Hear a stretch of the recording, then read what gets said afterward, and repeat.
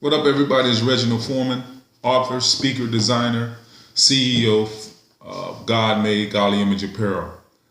I want to talk to you about something that I know that is plaguing, and no matter what race you are, you deal with this word pain. You deal with pain from your past, pain from your present, and some of us are still being held hostage by what we've been through and what we're going through. And I think about my life. You don't know my story of growing up in the projects, mother being on drugs and ended up in prostitution. She was abusive because she had pain and went to prison because of something I did. But then I was illegally sentenced to 18 and a half years, let out of prison, and then told I was let out by mistake. I've dealt with the fried bologna sandwiches, holes in my shoes. I've had a good life living with my father for a while, then that fell apart. So I've seen a lot of hardship. But when I was in prison, I met God on the street, but I surrendered to God in prison. And it gave me a whole new understanding of purpose. You know, that you can't keep wallowing in what you went through. There's many hardship stories in the Bible where people overcame. And I know it's hard. Oh, that's biblical days, that's the Bible, but what are we going through now? And I want to touch on a little bit of that. But I had to understand that God had a purpose for me. Through all I went through, I was feeling sad. Where's my mother? Where's my father? I haven't seen my mother since 1995, 4. My father, we talk on and off, we're getting better, but it was years before I saw him. And I was mad at God. I didn't understand why am I being picked on? You ever thought about that? Why am I the one being ostracized? Because we are in our own bubble and we don't get a chance to see other stories where people are doing way worse than us. But they've learned how to succeed. I'm going to read you a quick story. Hamilton started surfing. Bethany Hamilton, a surfer, lost her arm at the age of 13 to a shark attack. I don't know if you can see this. Her arm is gone. She lost it while she was surfing. And yeah, this was by her own account that she went surfing. She didn't make the shark bite her, but what I'm saying is what she did after that is very inspiring. She was at the age of 13, almost deadly shark attack resulted in her losing her left arm. She was back on the surfboard 1 month later, and 2 years after that, she won the first in the Explorer Women's division of NSSA National Championship. She won a big championship with one arm. And that's very powerful to me to see that once you figure it out here, that you can do it, and that nothing will hold you back, you'll keep going. If you watch it, I'm rocking this Black Lives Matter shirt. I just was at an event. I'm sorry, I don't remember the young brother's name. He's like 12 or 13. Even that, he may be 11 years old. I was in an event in Portsmouth, and shout out to Clue and Dr. Diva Jackie. But I met this young guy, this young kid who's doing his own shirt business. Now me, of course, y'all know I'm black, I'm African American.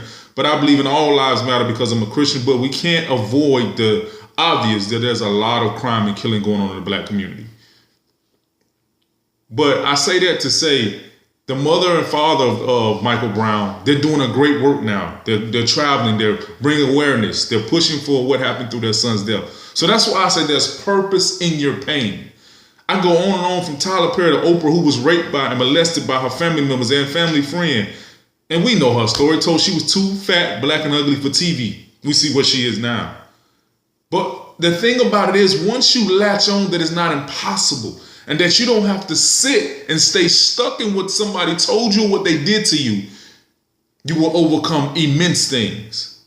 You know me, man, I'm still growing. I ain't made it arrive where my goal set is. But to see myself on 2 national platform TVs, to see myself on the front of the paper, see myself getting a lot of things, awareness for what I've been through is crazy. Because I remember sitting in prison suicidal, feeling that my mother don't love me, my father don't love me. I remember sitting in prison with nothing left or no hope.